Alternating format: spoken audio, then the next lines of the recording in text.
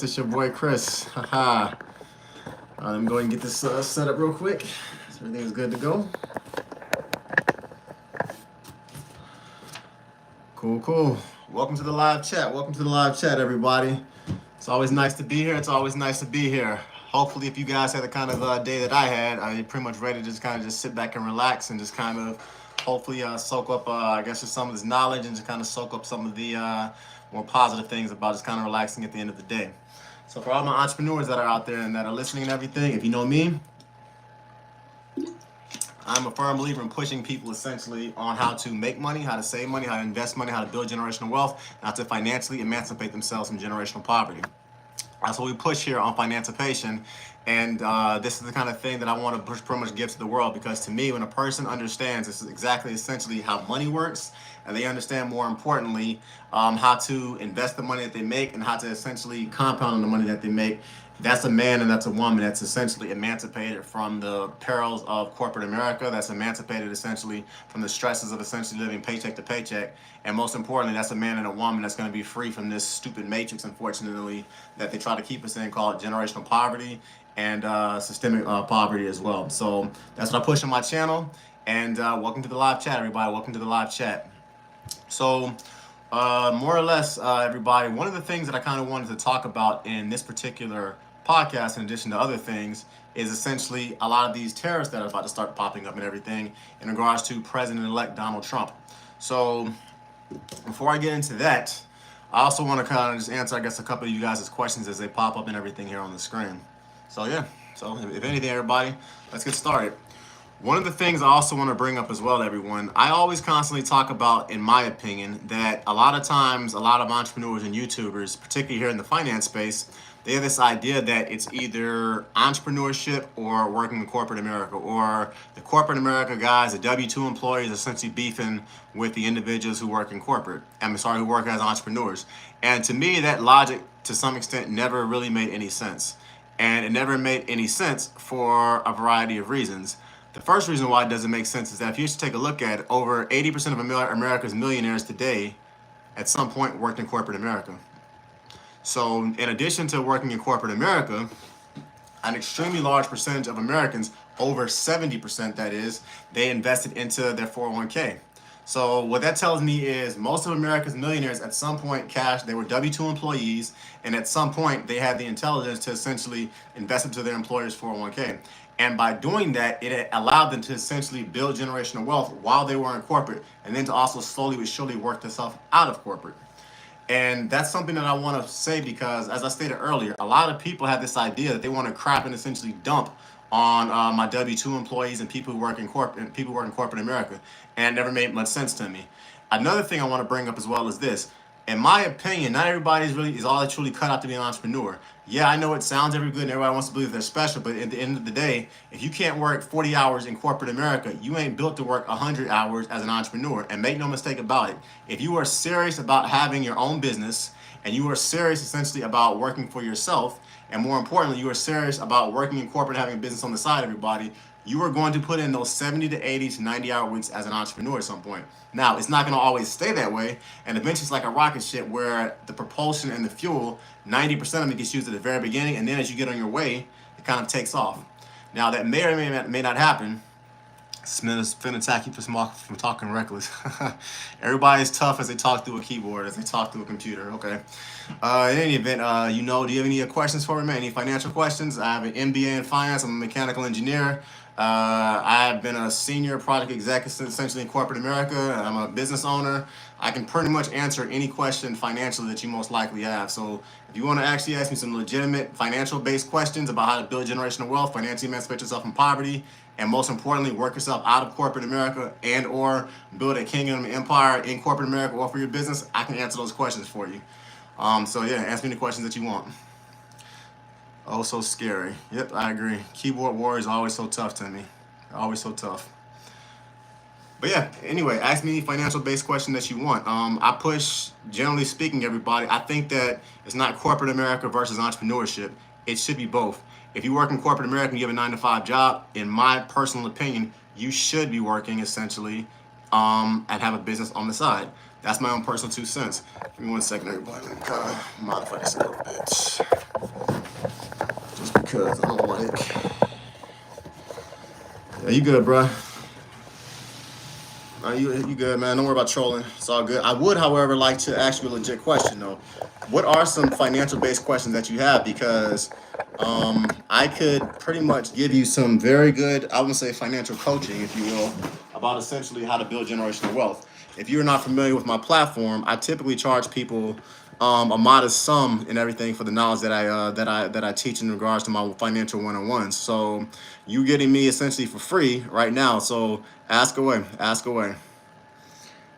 Ben Zedrix, hi, how are you? How are you? Salute, salute.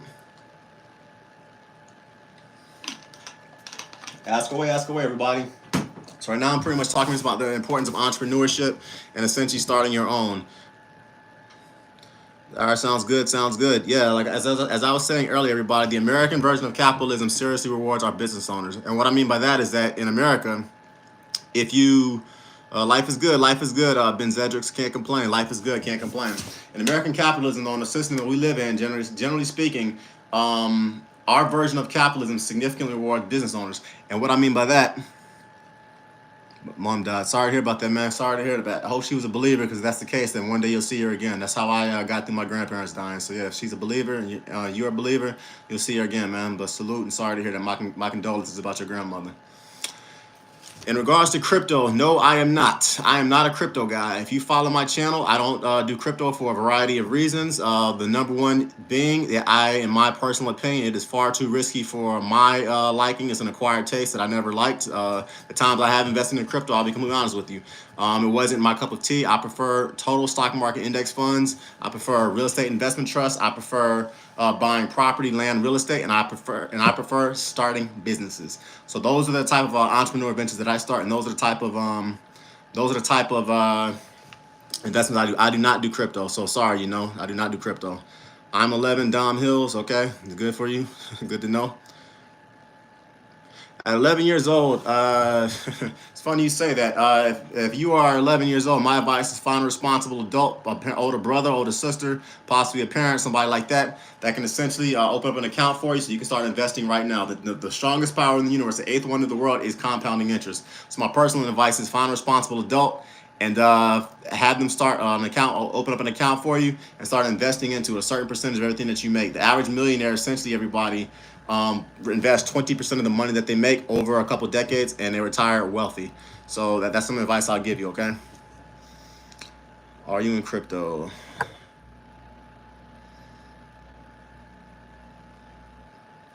$11 years old. Have you considered starting a business at your age? I sold candy when I was 11.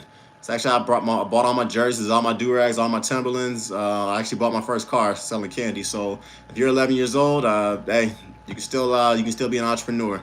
And I think it's actually a good time to do it at that age. At that age, everybody thinks that it's cute to be an entrepreneur. And the cool thing about it is the same skills that you learn at 11 years old about how to sell people on your personality and who you are.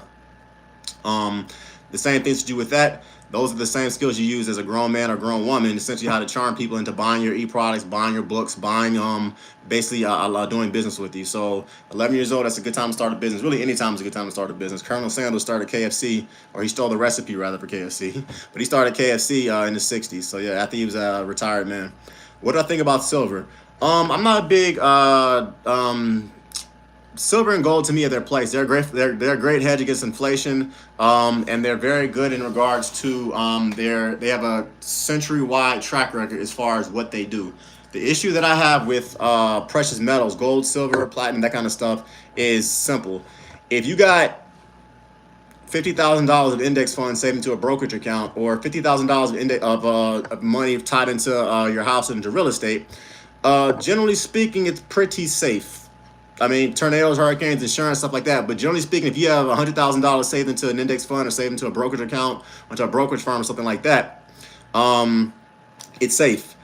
Brother, if you got $50,000 of gold coins or $50,000 of silver coins laying around your house, buy a Uzi and be ready to defend yourself, because unfortunately there is that element to people can do the 5-finger discount for precious metals. That's one issue that I have with precious metals. Secondly, you have to store it. If you live in cities like Los Angeles, cities like New York, cities like Miami, places like that, cities like Houston, places like that, where real estate, for the most part, can be kind of somewhat expensive. If you have $50,000 worth, if you have 50,000 gold worth of gold coins laying around, you have to store it somewhere. So it's a real estate issue as well. So I'm not the biggest fan of silver and everything. I'll say that. What country am I in? Good old US of A. Good old US of A.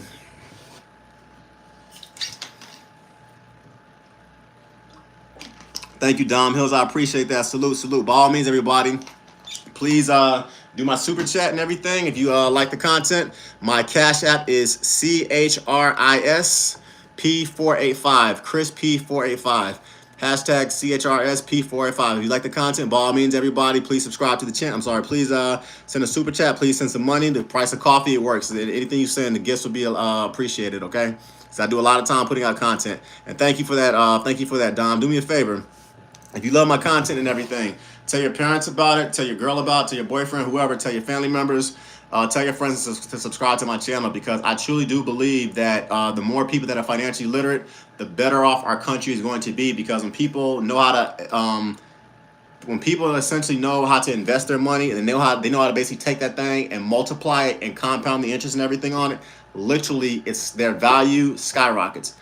And in addition to skyrocketing and everything, also their self-worth skyrockets, because when you know your value, and more importantly, you know what you're worth, you don't let people talk to you any kind of way. And on top of that, in addition to not letting people talk to you any kind of way, you also know when it's time to kind of get up and go to another situation that's not nearly as toxic. So yeah, I love the Ministry of Financial Literacy. I love financial emancipation, or Financipation, like it says in that sign back there, because that's what I push. That's what I push. Yep, you already told me that. You already told me that. Yeah, but yeah, Ben Zedricks. That's what I think about precious metals. To me, nothing personally against them, if you will. Like, I think the 50-year track record on gold, I believe, is about 7%. I have to look that up. But the 50-year track record on the stock market, when you factor in at inflation, but the 50-year track record on the stock market roughly has been 11% over the same time period. So you can invest 50% into gold, or you can invest your money into gold. You only made a 7% return on it. If you invested into the stock market, into the index fund, into a mutual fund, things of that nature, you'd have gotten about 11% as long as it matches the stocks. So my personal opinion is gold has its place, as I said earlier, and precious metals have their place. But to me, there's just easier investments to invest your money into, things that are more efficient. And I'm all for efficient, easy ways to build wealth. I don't push complex investing strategies. I don't push any of that kind of stuff with my content on my channel or on my one-on-ones, okay? How can we have advance? I don't know what you're asking me, so I would just completely skip that question.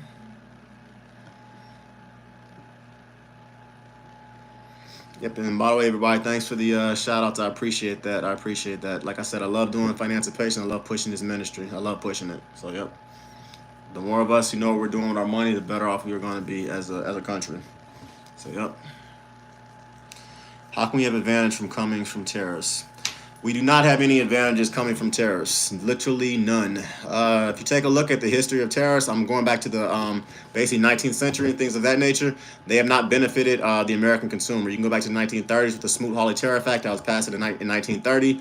All it did essentially was drive up unemployment. All it did was raise inflation.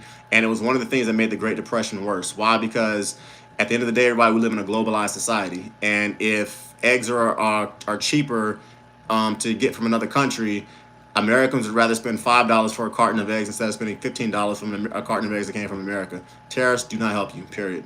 And another thing I dislike about tariffs as well is that a lot of people say, well, if you throw the cost of a good and put a tariff, say on Mexico or Canada, Mexico and Canada or China pays a tariff, and that's not how it works. If you put in $1,000 tariff on a good that comes from Canada, Canada is simply going to charge $1,000 more and throw it right back directly on the American consumer. So that $1,000 electronic device you were buying now is going to be $2,000. So tariffs are not good, period. They're not good at all. And another thing people always typically talk about is they say with tariffs is that it's going to bring back manufacturing. It's going to bring back manufacturing.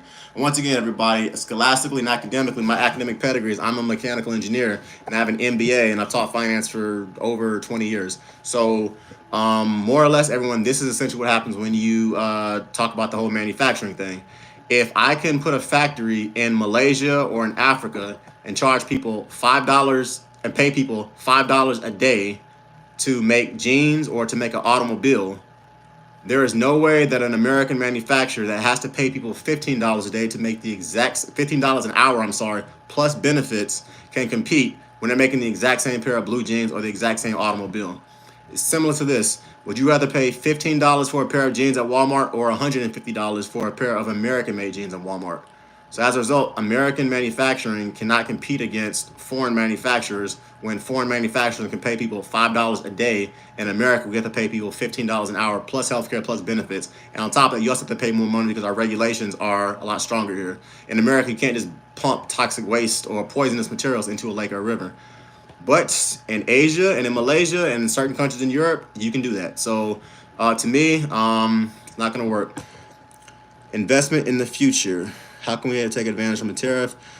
So that's kind of how I would answer that. If you want to take advantage of a tariff, it's quite simple. Start a company, move it overseas, and then basically enjoy charging the American consumer more money for the same good. That's how you take advantage of a tariff. It doesn't benefit the American consumer in any capacity, and to some extent, it also doesn't benefit the retailer. If Walmart is already on record saying they're going to charge more money next year for the exact same good because Donald Trump is talking about putting a 26% tariff on all goods from China. Well, Walmart gets 70% of their goods from China. So that means eggs, gasoline, fuel, clothes, everything you buy from Walmart is going to probably be more expensive. So how do you benefit from it? I don't know. Start a major retailer chain like Walmart. Put all your factories in Asia, Malaysia, Africa, China, and Europe, and then start selling things to America over the next 4 years to take advantage of Donald Trump's tariffs. You'll make more money as a foreigner living abroad, but you'll make no money if you're an American. You spend a lot of money if you're an American consumer. Hey, please talk to me. Investments in the future. What would I invest in the future? So if you take a look at right now what's kind of going on, and once again, this is just financial coaching. You should probably take a look at what's hot right now, what's kind of building on, what everyone is generally talking about, and most importantly, kind of where things are kind of going. So if you take a look at it right now, a very large push that's being done is in the AI space, the artificial intelligence space. That's one thing that's kind of going on. Additionally, we have over 50 million boomers that are basically approaching retirement. So as a result of those two things, if you invest your money into retirement homes or you invest your money into hospitals, pharmaceuticals, things that are essentially geared toward seniors, you probably are going to get a pretty big buck in your return, because right now you have Gen Xers that are getting older and sicker, and you have a lot of baby boomers that literally, I hate to say this, but they're almost on their last legs. So as a result, if you invest in the hospitals, you're never truly going to go wrong, especially if you invest in the hospitals through real estate investment trust or index funds that track the hospitals and things of that nature. And also, as I said earlier, you never really go wrong with technology, because right now we live in what I like to call the screen age. You had the iron age, you had the industrial age, you had the communication age. Now we're in the screen age, where everybody is learning and talking to you through a screen. So technology is pretty much king of the world. That's one reason why I tell everybody, if you want to get a degree, getting degrees in science, technology, engineering, mathematics, healthcare, law, and finance is a good idea, because all of those fields that I talked about are pretty much moving into the techie space. As an engineer myself, I get job offers all the time, literally every day. And as a result of that, technology is literally booming, particularly in the AI space. So if you want to invest into index funds or mutual funds that pretty much are tracking technology sectors, you're probably in a good idea.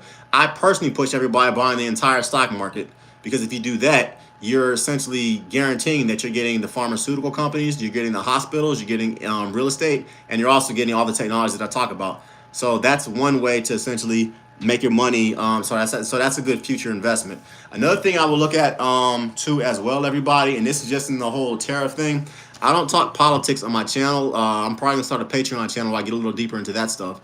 But in general, whether you have a Democrat or you have a Republican in office, your job as an American consumer and your job as an American investor is to take full advantage of whatever opportunities are available for you in there. Thanks, man. I have to leave. Have a good rest of it. Yep, you too. Take it easy, Ben Zedrick. Yeah, by the way, cash at me or something, okay, man? Yeah, Chris, CHRISP 485. Yep, $ Chris, CHRSP 485. But yeah, in general though, when it boils down to it, everybody, you have to take full advantage of the opportunities that are going to be available for you. So, for instance, right now Donald Trump is talking about putting a 20 to 60% tariff on Canada, our neighbors up north, and Mexico, our neighbors down south. So I don't know if you know this, but 60% of our crude oil that we use to basically convert into gasoline for our engines comes from Canada. And 10% of the crude oil that we essentially ore in a mine that we use for our country's automobiles and for our gasoline comes from Mexico. So essentially 70% of America's gasoline essentially comes from Canada and comes from Mexico. So if you slap a 20 to 60% tariff on crude oil and on oil that comes from Canada and Mexico, that means our gas bills are about to get a lot more expensive next year and over the next 4 years. Why? Because at the end of the day, if our 70% of our oil is being imported from other countries, even if we drill and everything, by the time you set up the oil rigs, you set up essentially the manufacturing to get the oil out of the ground, out of the earth into the American consumer, it could possibly be 2 or 3 years from now.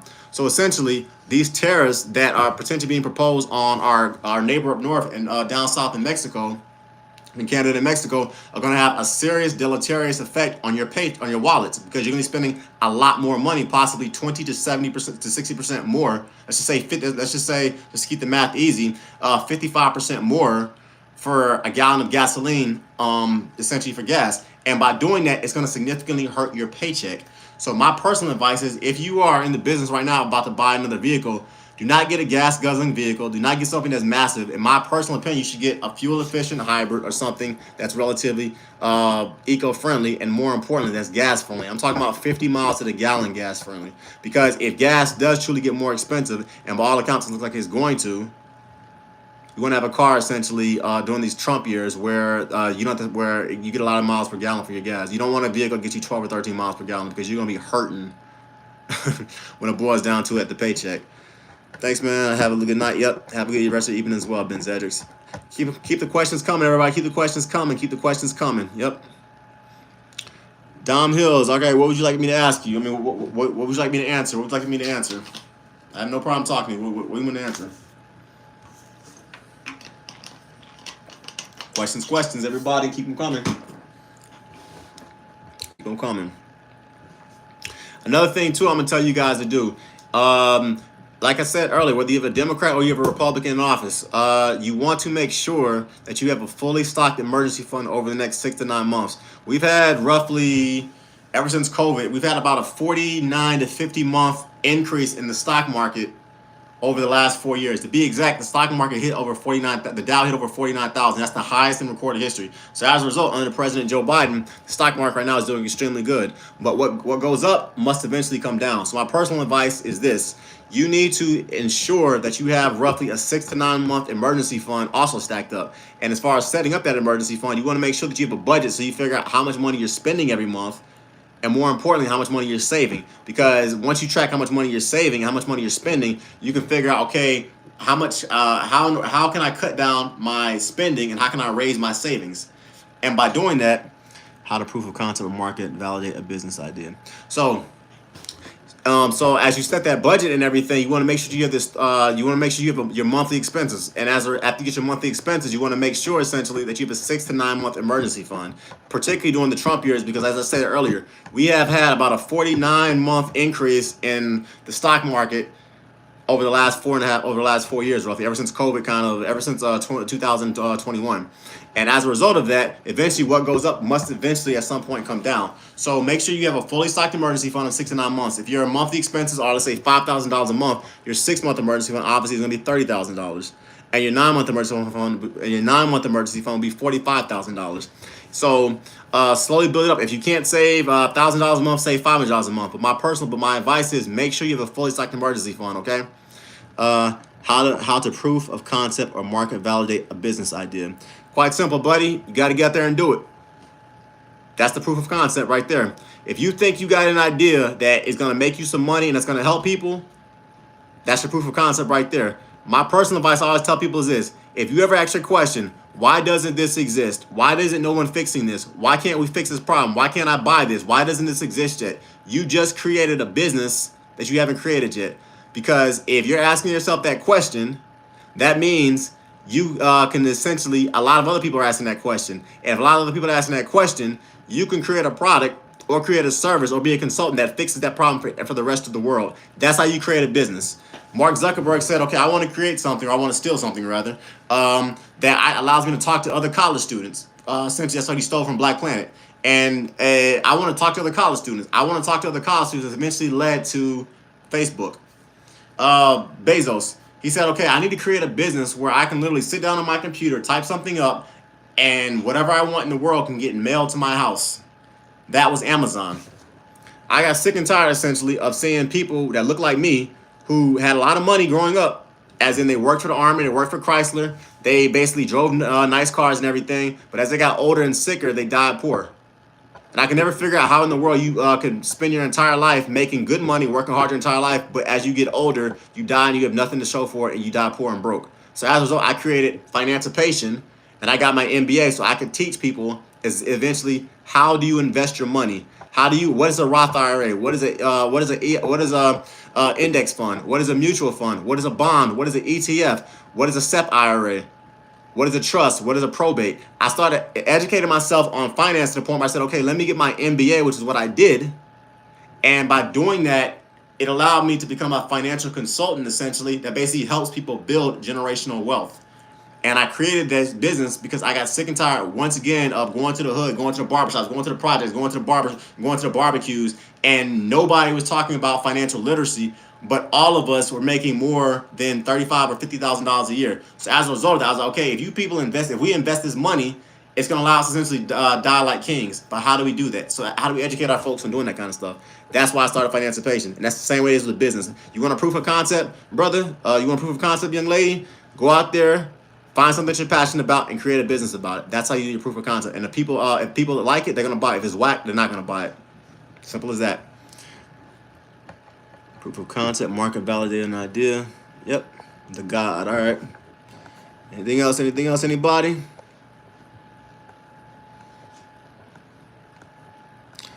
Cool.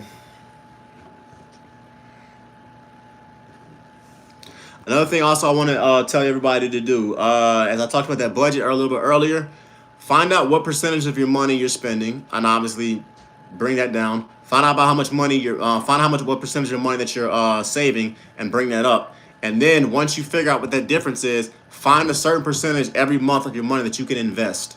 I don't care whether it's 5%, I don't care whether it's 2%, I don't care whether it's 10%. Find a certain percentage of your income that you can invest every month. So for instance, let's say every month you bring home $5,000, right? Find a certain percentage that whatever it is, or a certain amount, whatever it is, you automatically invest that every month. I don't care whether it's $250 of the $5,000 that you make. I don't care whether it's $500, but whatever it is, make sure that you are investing a certain percentage of that into, at the bare minimum, a high interest account, and at best, a brokerage account, a Roth IRA, or your 401k, okay? You hear a lot of things about an MBA is not worth it. Is this misinformation or still a great investment? I love this question. So this is what I'll say about an MBA. An MBA is like being a really pretty girl with an extremely nice body and a great personality. It gets you into any room that you want. Now, what you decide to do with that is completely up to you. But that is what an MBA does. Because at the end of the day, you have the academic pedigree, and you have proven you have the academic pedigree to be able to talk money, entrepreneurship, marketing, management, or anything. So you never go wrong with essentially getting an education. And I can say this, when you have an MBA, and I can say this from being a guy who worked in corporate America and everything, it automatically, every interview that you go on, it puts you in the idea, okay, this person is C-suite material, particularly if you look the part, you take care of your body, and you're a hard worker. So an MBA, in my opinion, is a great investment. Now, having said that, you don't need to spend $150,000 at the Harvard Business School to get an MBA. My personal opinion is, a year after you graduate, no one cares essentially where you went to college. It's just honest to God, honest truth, particularly if you got a good track record of employment. But from my experience of having an MBA, as I stated earlier, it's like being that really pretty girl with a nice body and a great personality. It gets you into any employment opportunity, any door, and any room with entrepreneurs or finance people in the world. And I can also say this, just from being a guy who just came back from a conference that was full of finance people.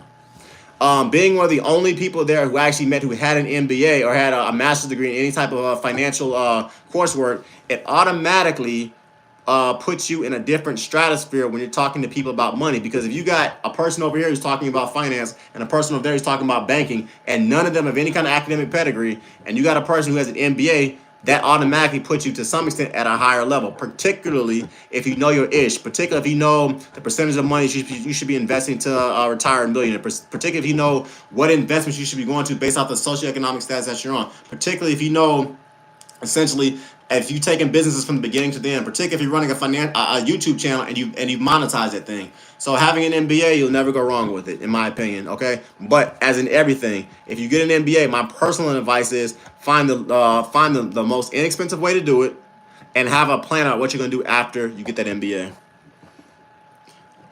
MBA, is it worth it? So absolutely, I definitely think it's worth it. And I think it's a great investment. Honestly, education is always a good investment. I mean, at the end of the day, I mean, I'm a mechanical engineer and I have an MBA. So I literally get job offers to work in engineering. I get job offers to work in construction. I get job offers to work in marketing. I get job offers to work as a forensic engineer. I get job offers to work in the finance world. Obviously, I get job offers to work on marketing. I get job offers to work in leadership consulting things. I get consulting roles in literally multiple industries. So that's obviously me having an MBA and a good pedigree does that, but also I speak very well. I take care of my body, I take care of myself, and I know my ish. So it's a great investment.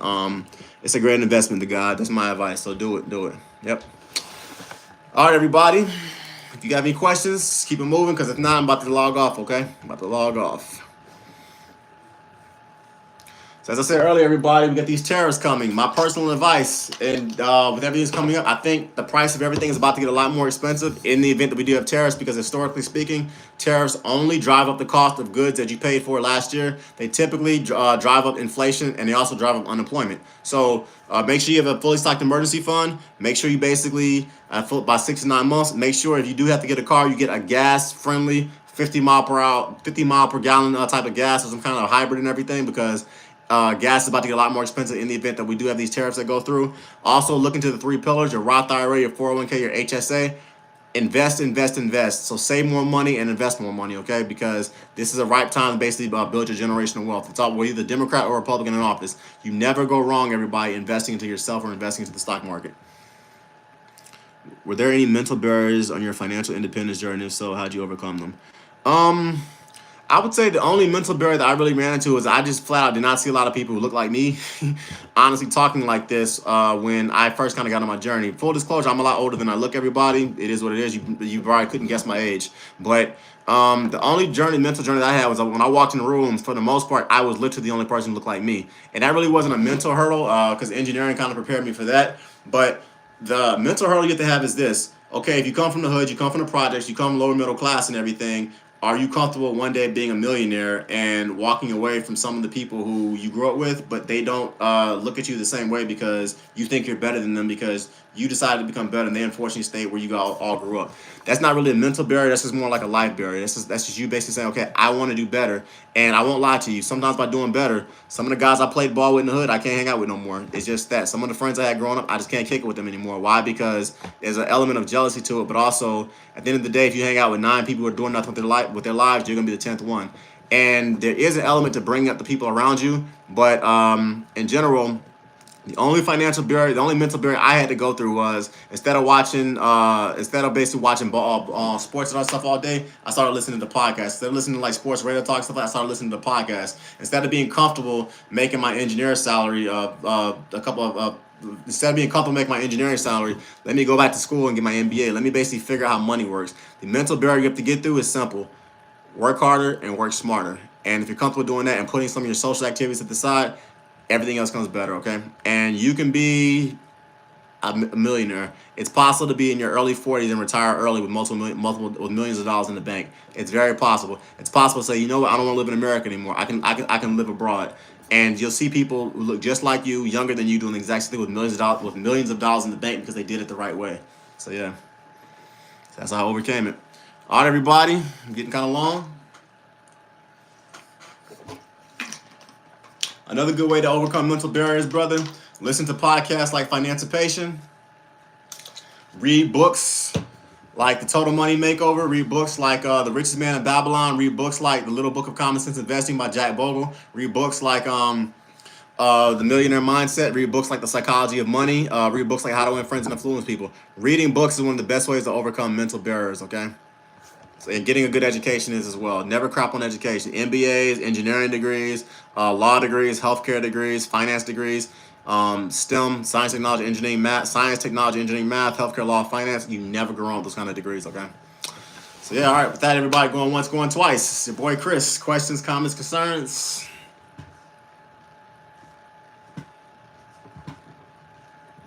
All right, that cool. Financial independence journey. Additionally, everybody, I'm going to be dropping a financial e-product, a financial masterclass coming out. Right now, I'm kind of perfecting it and everything because I want to make sure I give you guys the best content, okay? Once again, it's your boy Chris. Please like, comment, please subscribe to my channel. Check me out. I drop content every week. Sundays at 9:30 a.m. Eastern Standard Time. Additionally, check out my Spotify channel, Financipation. Check out my TikTok, Financipation. Check out my Instagram, _Financipation. Additionally, check out my e-products. I have scholarship books on my website. I also have other fitness books and things of that nature. So thank you for logging in, everybody. My Cash App is CHRISP485, okay? Eventually, I'm going to have the ticker symbol going over the top so you guys can see that. All right, everybody, it's your boy Chris. I'm out. Peace.